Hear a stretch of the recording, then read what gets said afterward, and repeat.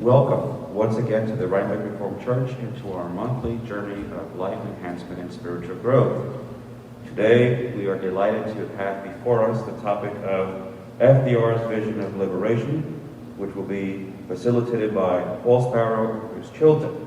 Before I share a brief bio of our two wonderful speakers, I'd like to take this opportunity to thank the Institute of Advanced Theology at Bard College for their viewership and faithful support, our Ruth Nelson for her technical and logistical and production support, and all our faithful viewers and supporters.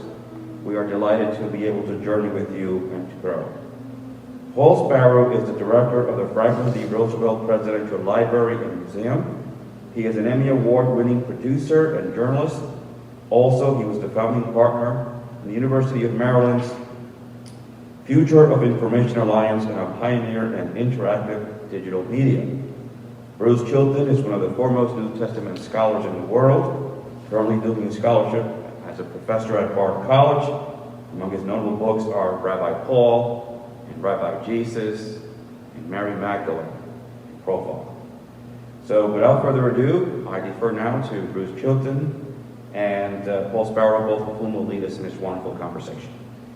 Thank you, Pastor. It's an honor to be here in this wonderful building with Dr. Chilton, one of our great local experts on history of Christianity. When I first came to the library, I started reading a lot of FDR's speeches. I was quite surprised by the regularity of his biblical references. And to our modern ears, it seemed somewhat unusual.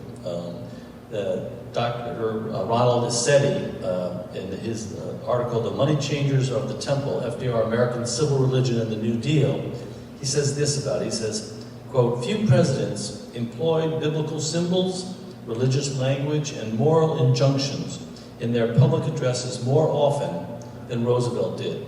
And arguably, we have today, because it goes to why FDR made these biblical references. Not only was it, of course, quite common for most Americans to be Christian, but he understood the moral imperative that he could call upon as he made these references that people would understand.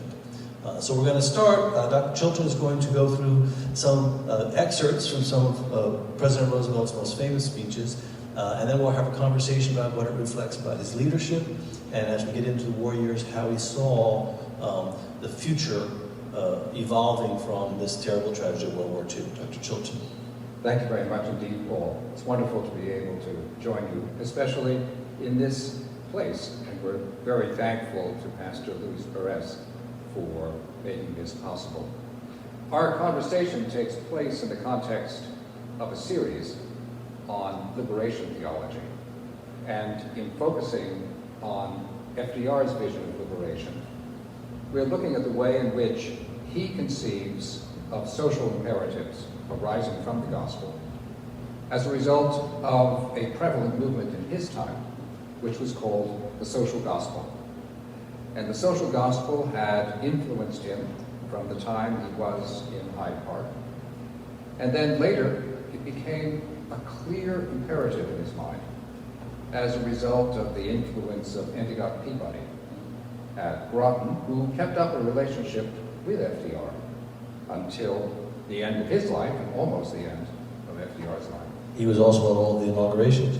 He was indeed, and took part in those services that FDR always had in association with his inaugurations, either at St. John's Church or in the East Wing of the White House.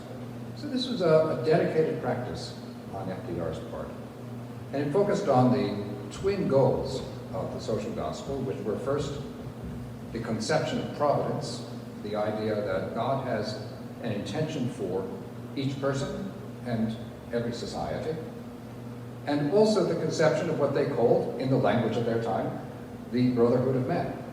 The idea that for this providence to work out, people needed to cooperate with one another. And what I'm suggesting today is that those twin emphases on mutual care and attention to providence guided FDR in a great deal of his social thought.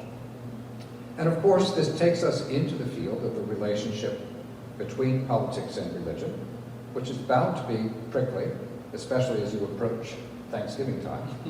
But FDR was very clear in his mind that although church and state were separate, they were also mutual in the way in which they collaborated in evolving an entire society. So if we move on to a speech that he made to the Federal Council of Churches of Christ in America in 1933, same year as his first inauguration, what we can see is a clear understanding of how it is that churches function within the tapestry of American social and, for that reason, political life.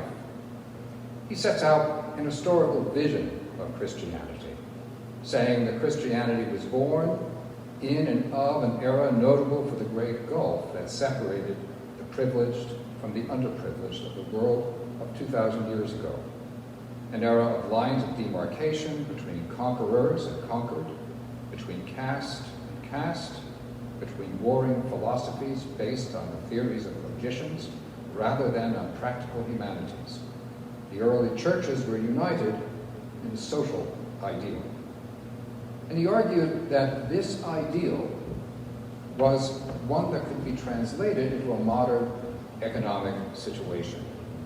He said, we recognize the right of the individual to seek and to obtain his own fair wage, his own fair profit in his own fair way, just so long as in the doing of it he does not push down or hold down his own neighbor.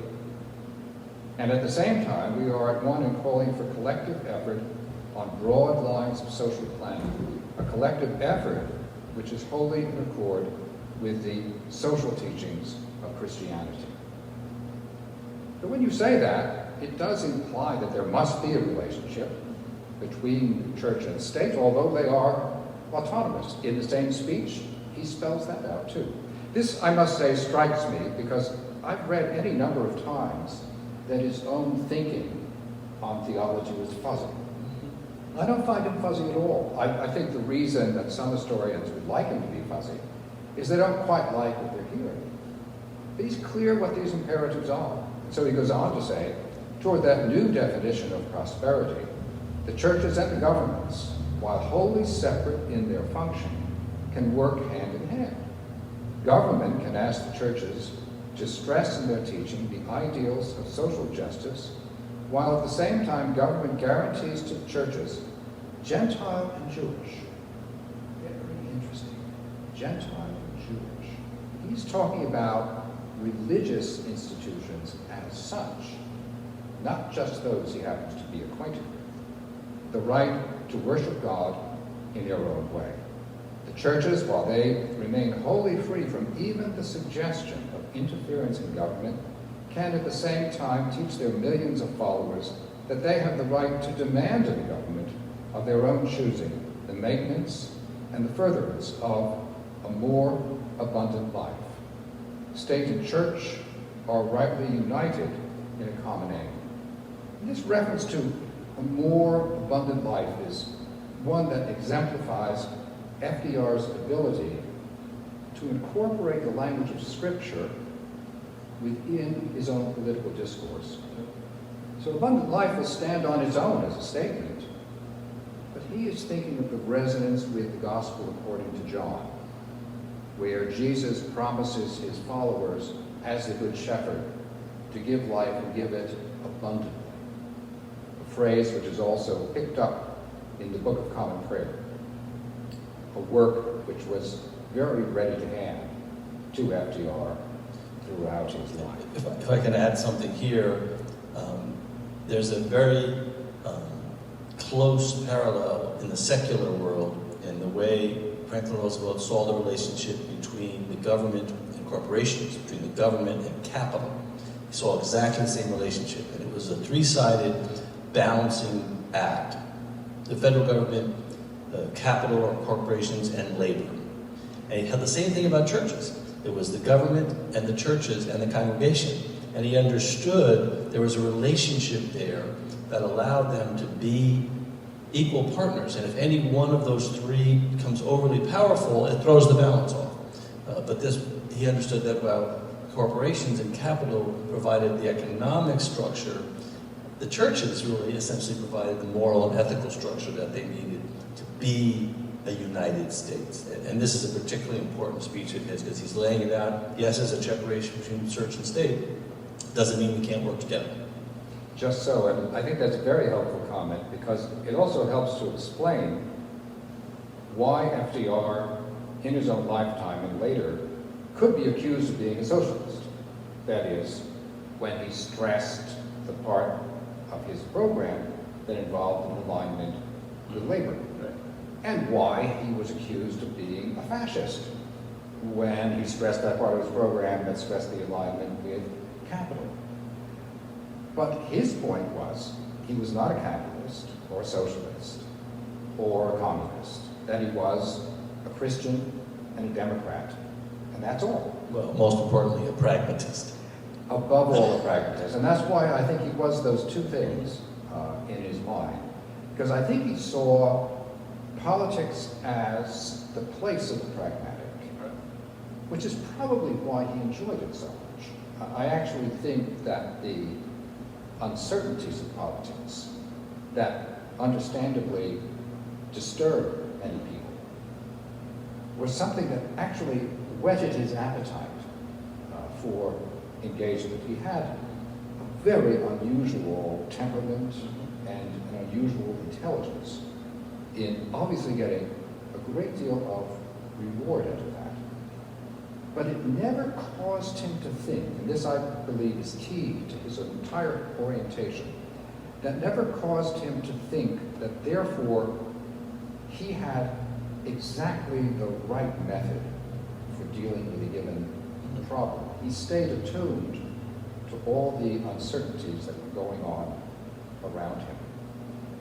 I was just struck that prior to a speech will actually be coming toward the end, the Four Freedoms speech, just prior to that speech, by several months, he had been arguing with General George C. Marshall as to the necessity of how far to raise the standing army of the United States.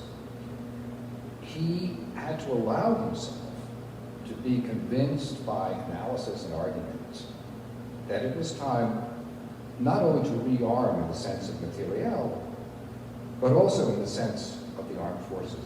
But you would never have guessed that from the State of the Union speech called the Four Freedoms. By then, he had been convinced, and he gives his analysis of the situation as if the entire package had emerged from his own imagination. Well, and he had already given the Arsenal of Democracy, speech, so that they were moving in that direction. And I think the reason he was reelected 4 times was because of his pragmatism, because he believed you had to use the power of government to help people. And the public saw that he was doing that, and he would try something, and if it didn't work, he would try something else. He never became dogmatic, and this is what we're going to do. But I think the next speech, the letter to the clergy, goes to some of these issues directly. Well, it does indeed. That's right.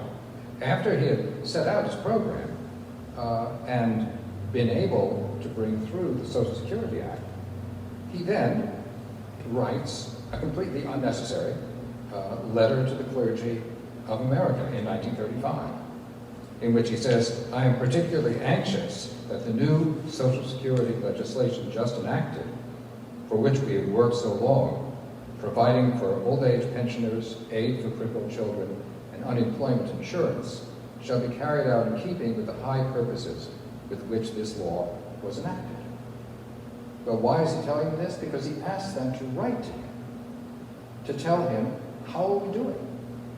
Is this new act, in fact, providing the kind of support which you see is necessary within your communities? And tens of thousands of people did write to him. And have all those letters at the library. Are they there? Oh, yes. Well, that's wonderful. We have several million pieces of correspondence to the president and almost 2 million pieces of correspondence to Mrs. Roosevelt. Within that correspondence, is it possible to determine the balance of responses from the clergy as between Christian and Jewish, for example?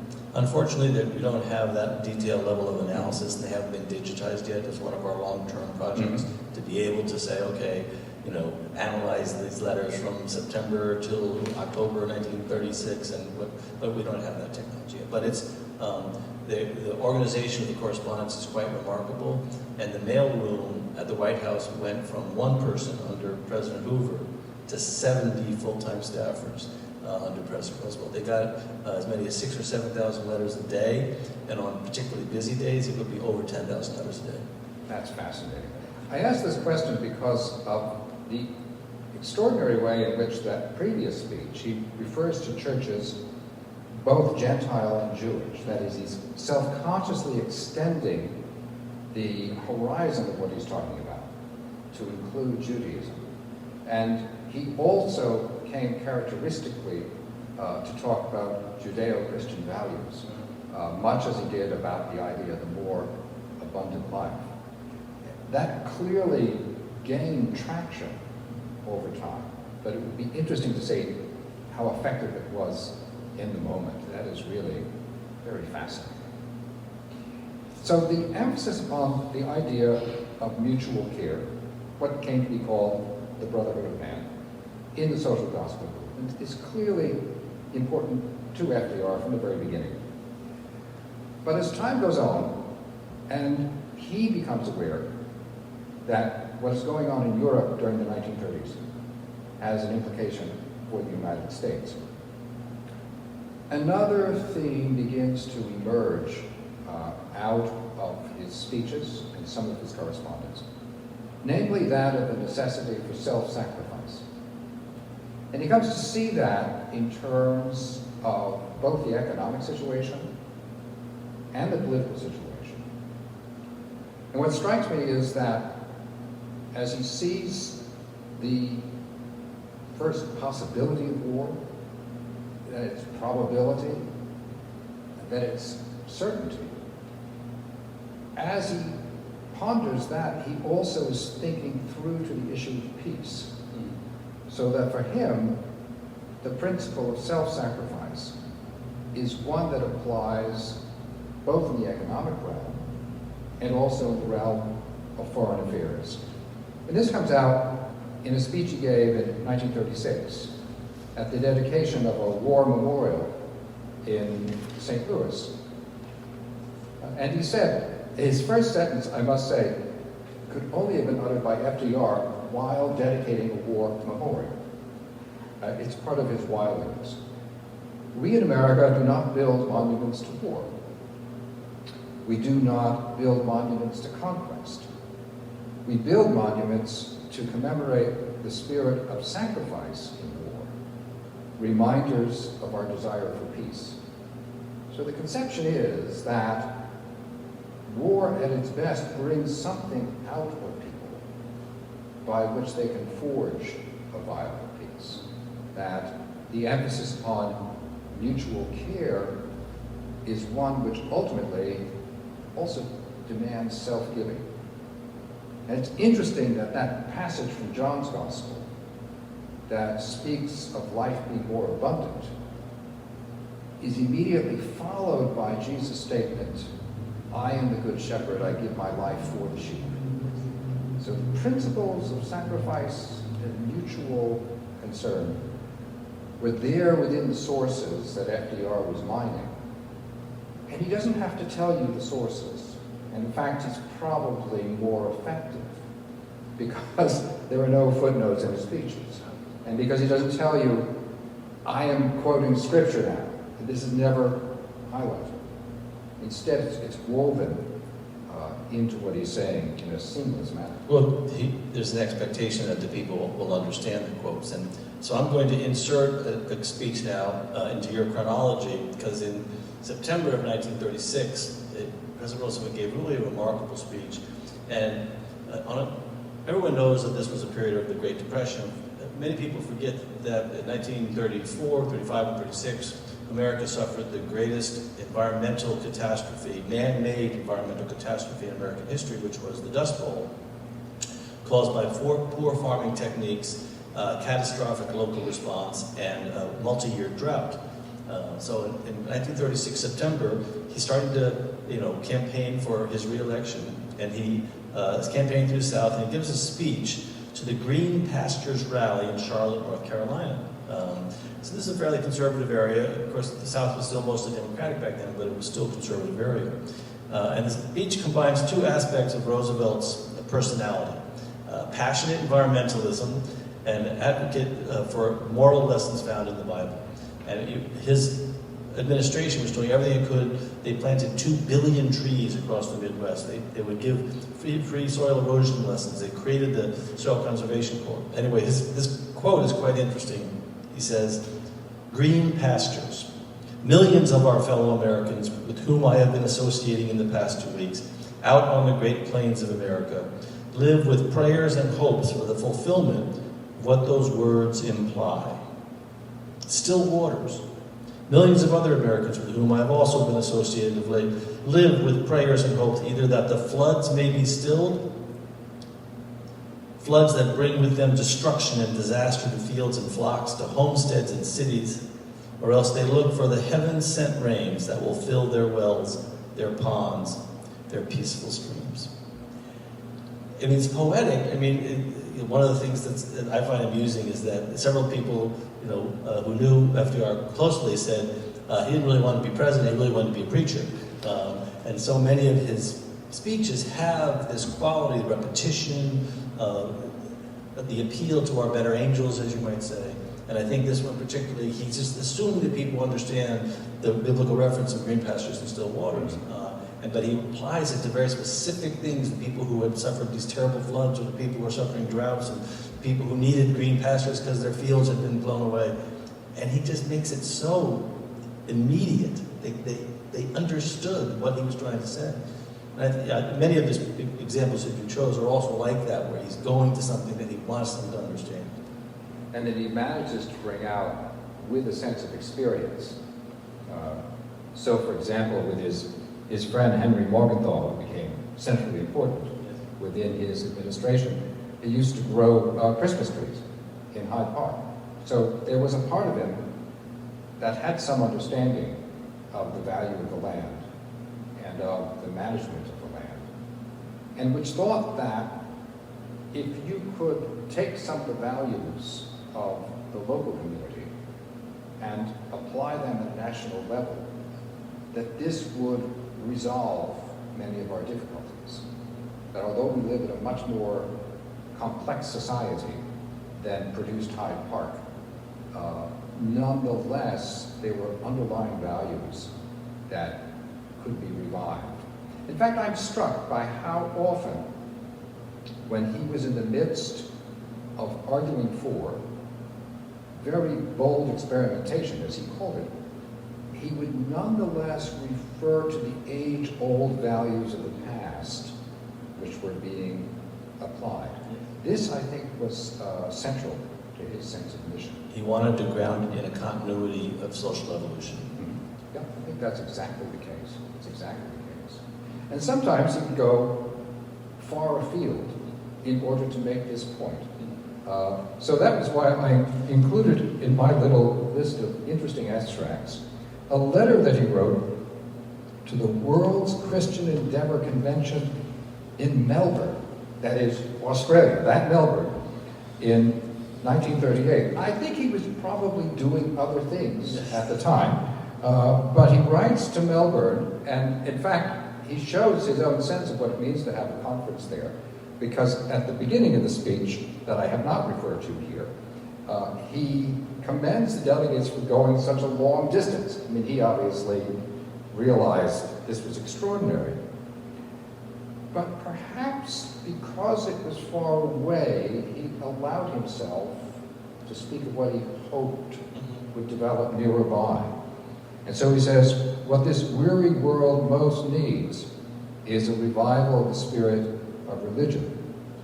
Would that such a revival could sweep the nations today and stir the hearts of men and women of all faiths to a reassertion of their belief in the providence of God and the brotherhood of man. There he was. There, it seems to me, he comes right out on the page and tells you, yes, this is what I learned from Endicott Peabody. This is what I got from the Book of Prayers of Walter Rauschenbusch, a great social gospel writer of the early 20th century, and Shaler Matthews. He had done that reading, and certainly through Endicott Peabody, he had the influence of the British nations would rule their lives according to the plain teaching of the Sermon on the Mount. It's kind of a bold... He goes right to the Sermon on the Mount and Right. says, and I think his statement reflects, many of his beliefs, which was that if people would just, think about what's the moral imperative that the Bible lays out, love thy neighbor as thyself, turn the other cheek, all of these things, then a lot of these problems do go away. Of course, so many times autocrats and dictators twist the power of religion or deny its core values to achieve their goals. But I do think, and I had never seen this quote before, I do think this is a remarkably straightforward saying, this is why the Bible is important. Exactly. And I observe also the way in which he sees this as being common to men and women of all faiths. Mm-hmm. Here he's actually widening the horizon a bit further. Earlier he was being very clear to include synagogues among churches.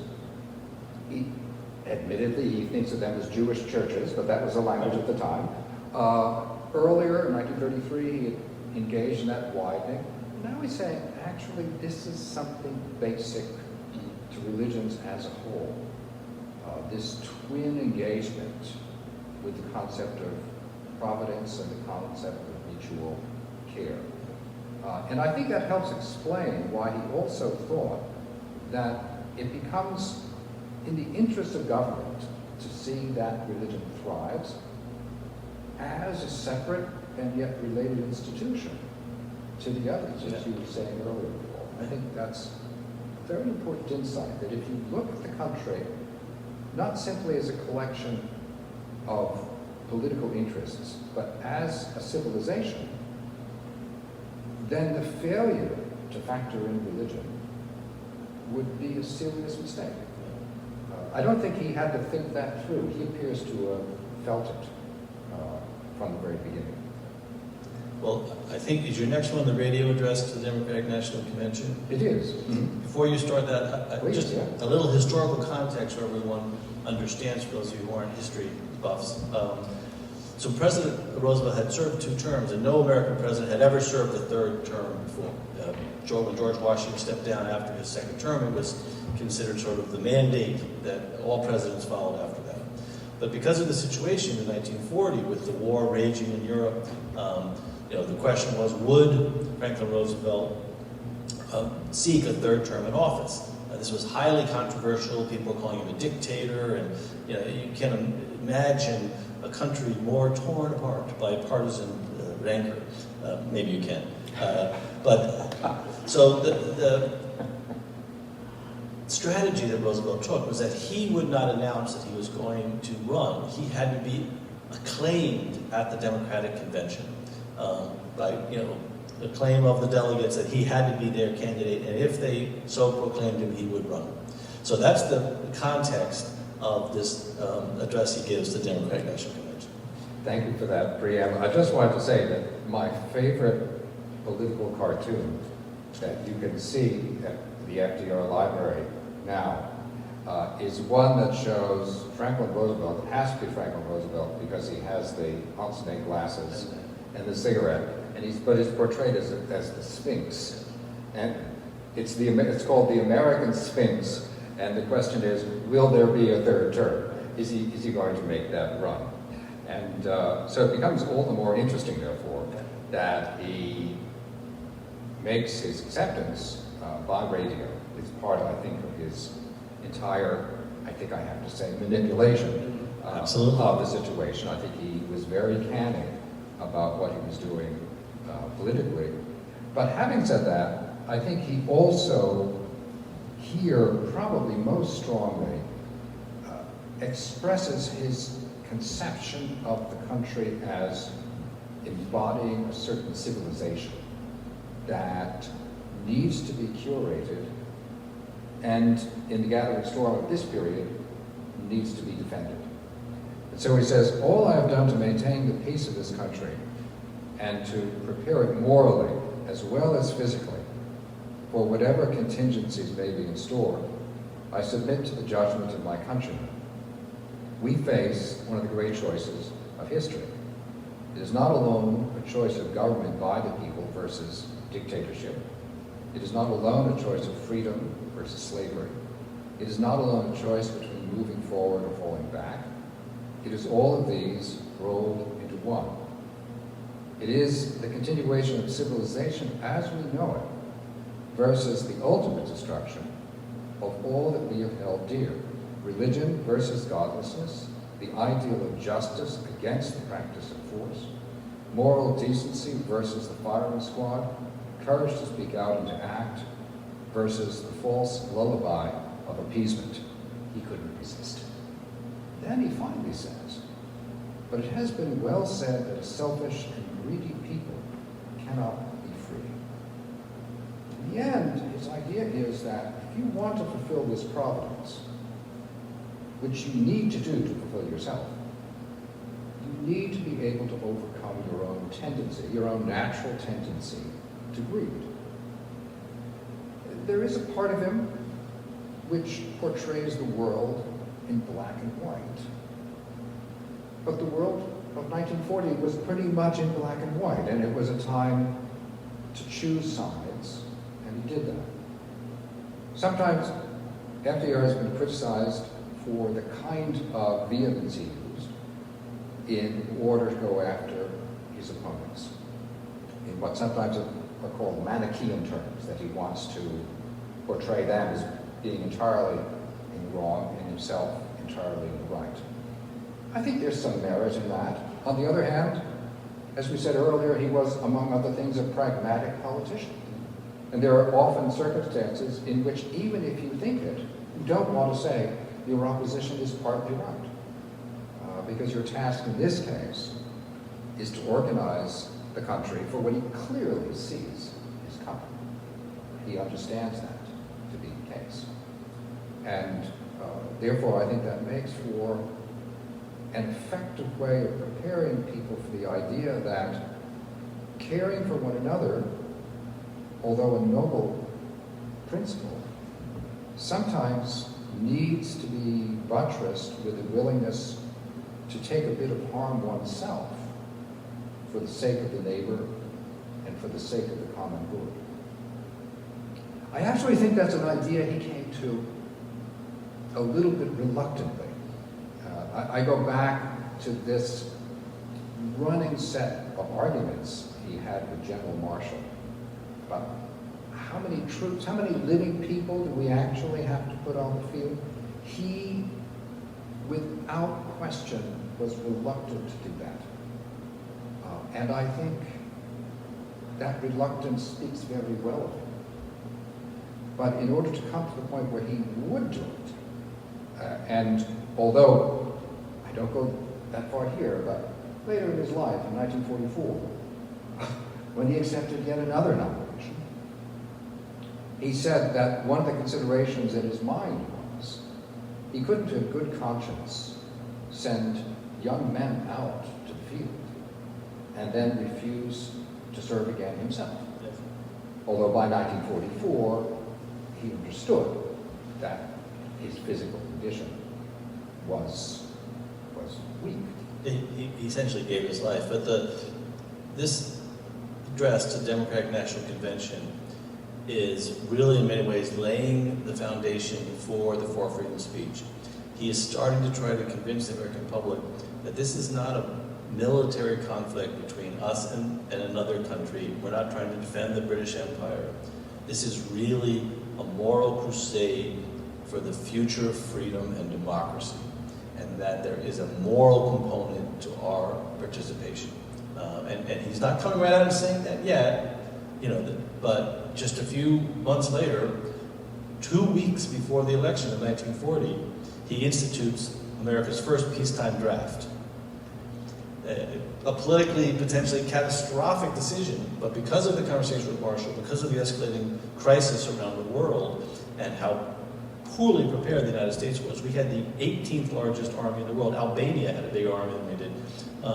It was critical that we had to immediately change our military stance. And so he initiated a peacetime draft because he felt this was not just a political or military issue, this really was a moral issue. And I think your quote here explains his feelings on that very clearly. And it lays the foundation that he comes back to in one of your later quotes. Yeah, exactly. It comes back to that very clearly. And I'm very happy you referred to his conviction that this was not a war to make the world safe for the British Empire. Because naturally a great deal is made of the relationship between Roosevelt and Churchill. Which is what he was accused of doing. Exactly. This is an important relationship, no doubt about it, for both sides, unequally, but for both sides. But on the issue of the empire, FDR was intransigent. From the time of the Atlantic Charter, he was calling for self-determination over Winston Churchill's objections. Vehement objection. Vehement, and you know, he was a difficult man to oppose when he was vehement, because he was Winston Churchill. But Roosevelt was clear in his mind about it, and even at the very end, as he was returning from Yalta, there was a press conference on the plane. One of the reporters asked him about Winston Churchill. And he said, well, you know, Winston, he just will not get off this empire idea. That he understood that Winston Churchill was going to stand by that. Ultimately, of course, Churchill would go down with that idea. It could not be sustained. And by the war's end, it was very clear that a principle that emerged was that the order among the nations after the war was no longer to be imperial.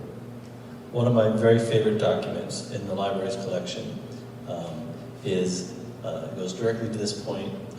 So after Pearl Harbor, Churchill comes and spends Christmas at the White House, and they're talking about this new alliance, global alliance, now that the United States is in the war, that FDR wants to call the United Nations. And Churchill, and this is a handwritten document, Churchill has written the United States of America, China, Union of Soviet Socialist Republic, and Great Britain, and under United Kingdom. And under that, he's written Australia, Canada, India, Australia, and New Zealand. And then all the other countries in alphabetical order that are going to be part of this military alliance. And FDR takes a pencil, and you can see the force with which he takes it. He takes Australia under Great Britain, and he moves it over to the A on the column of independent nations, and he takes, Canada and moves it under C, and he takes New Zealand and he moves it under N with these strong lines, and it's just a visual representation of their difference, which is that in Roosevelt's mind, these countries were not part of the United Nations as part of the United Kingdom, they were part of the United Nations as individual countries, and it's an amazing document. In 1941, where Roosevelt is putting the marker down, saying no. So yes, this issue is critical to their relationship, and they were able to be such great partners despite this core disagreement about the maintenance of the British Empire. It was sometimes an issue that divided them, and it was on the grounds of this severe criticism he had, the very conception of empire. It's an important streak in his thinking, I think, which demands a little bit more attention than it frequently receives. So, as you have rightly said, we are heading towards the four freedoms of speech, and I think there's one way station on the way to that. However, I want to call attention to, which is in a letter he wrote to the Jewish Education Committee. This was still within 1940. And I find it striking that here he's thinking about the conception of a Judeo-Christian tradition is coming together in order to crystallize an emphasis, which I think then the Four Freedoms speech really brings out very strongly and programmatically. He writes, "Our modern democratic way of life has its deepest roots in our great common religious tradition, which for ages past has taught to civilize mankind the dignity of the human being, his equality before God, and his responsibility in the making of a better and fairer world. So here, Roosevelt is plumbing into his understanding of the development of the concept of democracy in the view that every single human being is in the image of God, and because in the image of God, has to be accorded certain rights, which he here enumerates. But he's also insisting that this is not uniquely a Western or uniquely a Christian idea. I think had he lived longer, he would have found ways in which it reflected beyond Judaism and Christianity as well. He's certainly heading in that direction as he develops during the course of the presidency. But once he takes that point of view, that then necessarily implies that there are certain global rights that are inherent not simply because of citizenship in America or France or the United Kingdom, but embedded in the fact of being human. And that, I would say, is the principal background of what he then says in the Congress State of the Union 1941, the four freedoms of speech. It's the ground of these four freedoms. And the letter to the Jewish Education Committee is interesting because in December of 1940, again, America's not in the war yet, but the Nazi persecution of Jews was well known. Concentration camps had already been established. They hadn't started the organized death camps yet, but the Jews were being killed.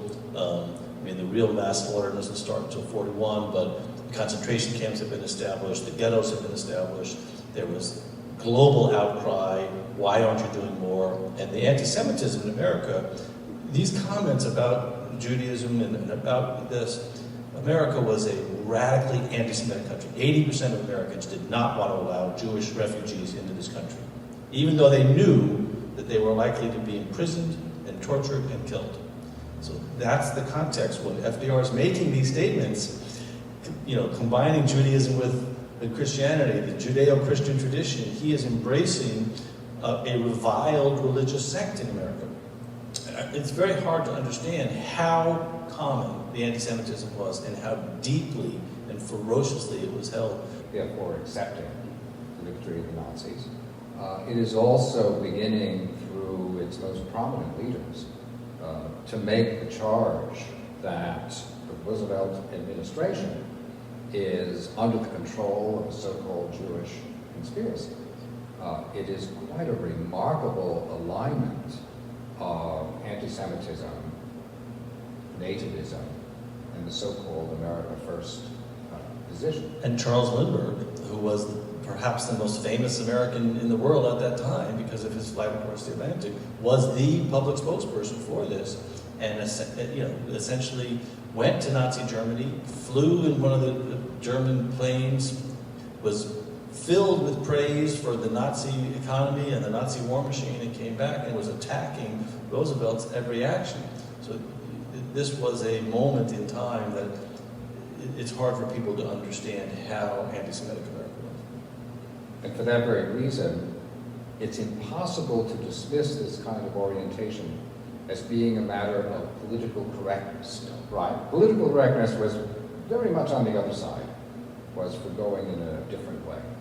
And it is surprising the number of people who were caught up in that wave of delusion that somehow you could appease your way out of this global crisis. And they became so ensconced in that delusion that they began attacking Roosevelt and those like him for being under the control of an alleged conspiracy for calling attention to the facts of the case. Well, Henry Morgenthau was the first Jewish person appointed to the cabinet level office, and he was the Treasury Secretary, and it was common in the press of the day to refer to it as the Jew deal, not the New Deal, because they felt it was part of this global Jewish conspiracy.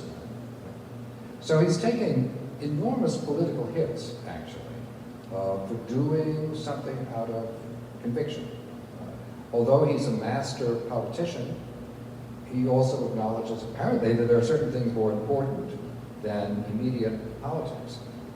A refreshing point of view.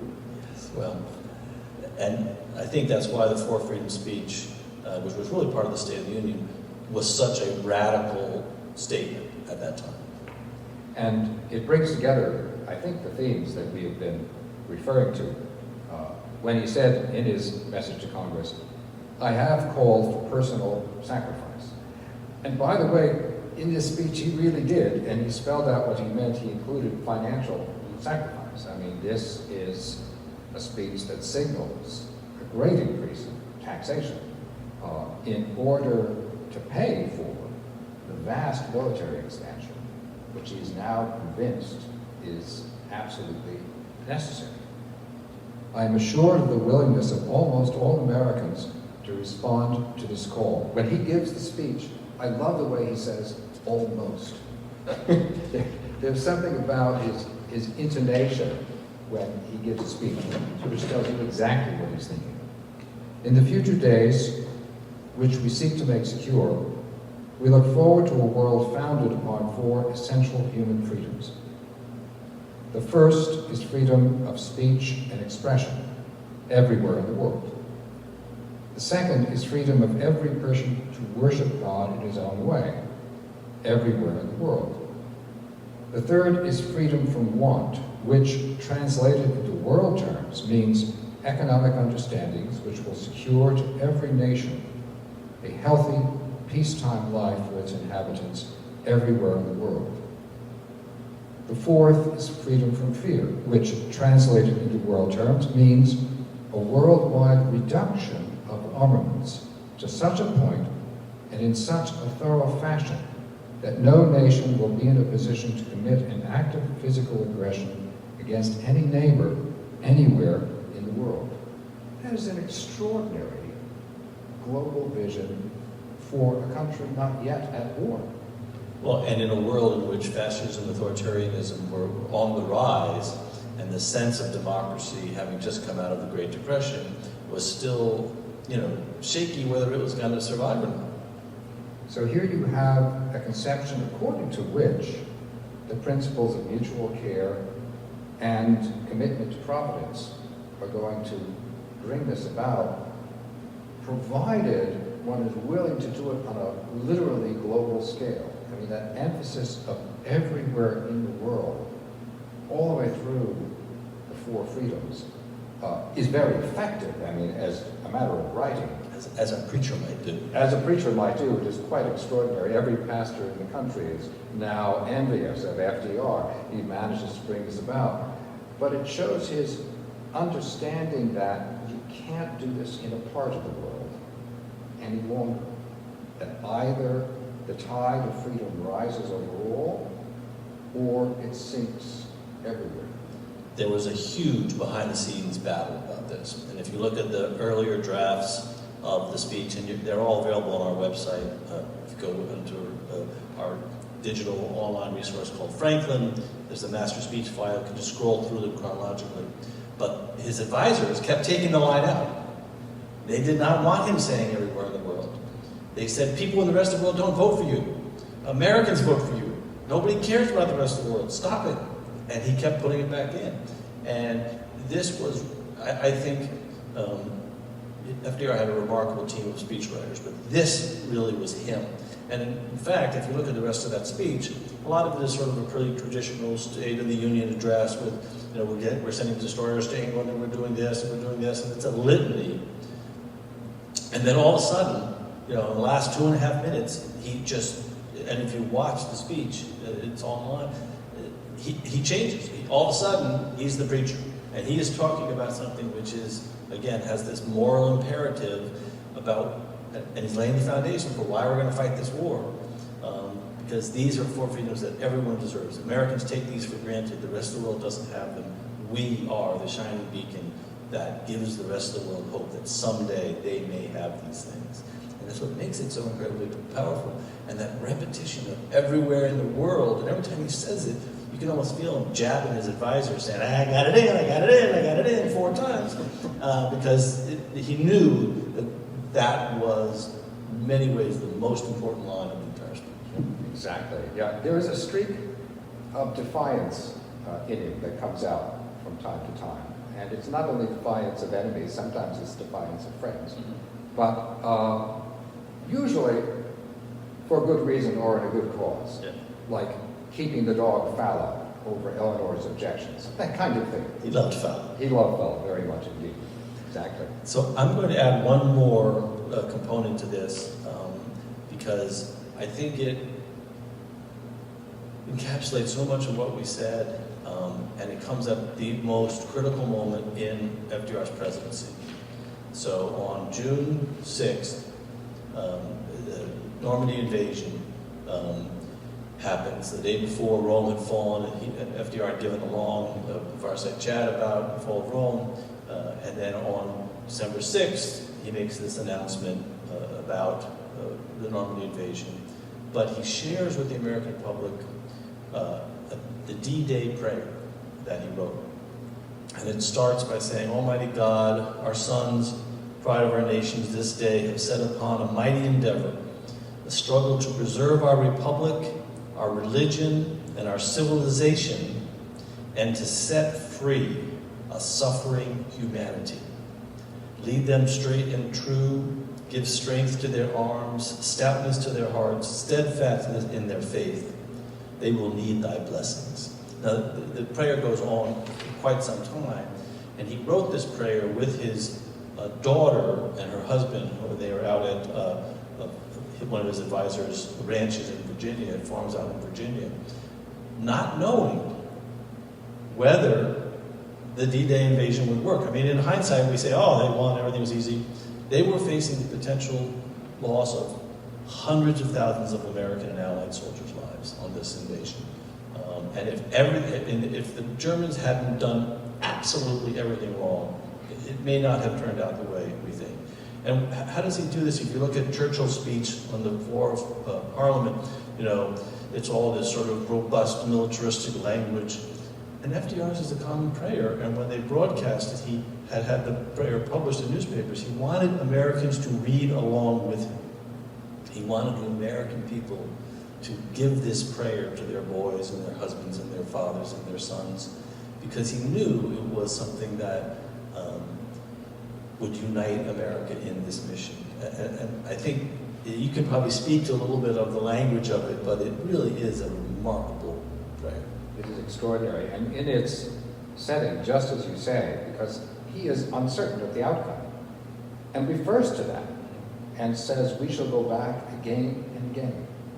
He has this conception that this beginning of a campaign whose outcome remains unclear, and he actually harnesses that sense of uncertainty in the minds of his hearers, so that they understand that when you're uncertain, you recommit to the most important values. You don't just scatter and run. So there is, I think, very powerful crystallization.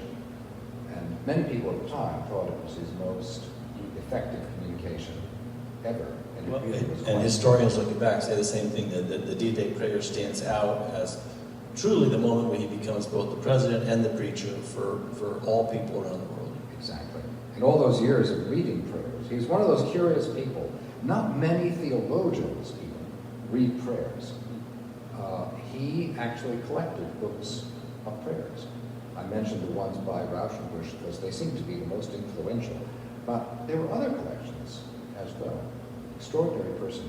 I did want to mention as well, as I said earlier, that I expected to have someone who would have enjoyed our discussion today as a member of the audience. Her name was Cheryl Griffith, and she was a librarian at the FDR site for 2 decades, and then later retired up here. Sadly, in an awful car accident, she was killed just a week ago. But I wanted to mention that because it indicates the way in which the Hudson Valley is still one in which the connections remain quite intimate and direct. And I think that was part of FDR's sense of how, if possible, the country should run. All the way through his career as president, he remained the warden of St. James Church in Hyde Park. And when the rector of the church decided as a matter of duty, he also should enlist and become a chaplain, FDR agreed he should do that. He also arranged that the church should continue to put up his wife and his children while he was away. And it's extraordinarily moving to see him writing letters about all of the annoying things you have to write about if you run a church to people back in Hyde Park, to see to it that this little congregation will in fact be kept running. He, as it were, kept his hand in to those intimate relationships, which he was convinced could also make a country work. Well, as we close today, I'll tell one short anecdote about Franklin Roosevelt, which I love. As you said, he was the warden of St. James Church in Hyde Park. And when he was the governor in New York, the minister fell ill. The church was trying to figure out who they were going to get in to conduct this week's service. And Governor Roosevelt said, I'll be happy to come down. I'll do it. Please let me know. I'll come down and do it. And they're like, oh, no, Governor, I think we can find someone else. But his family is buried at the church. His family supported the church for decades. He supported it throughout his career. But he was very private. He never publicly attended churches because he felt like he would be what he called Exhibit A, that everyone would just look at him and he would distract from the public service. But he frequently had private services at this home or at the chapel, or he would go to churches. He would go on significant occasions. But for him, his belief in his religion was very personal, very private, and he really believed that every person in the world deserved the right to believe, to have a faith that was protected and that was safe. And that, I think, is one of his great lasting legacies. Professor Chilton, thank you very much. This has been a fascinating conversation. It's been wonderful to join you, Paul. Thank you for coming. And Father Louis Mott, thank you very much for welcoming us to this beautiful room, and I am honored to have been here today. Thank you.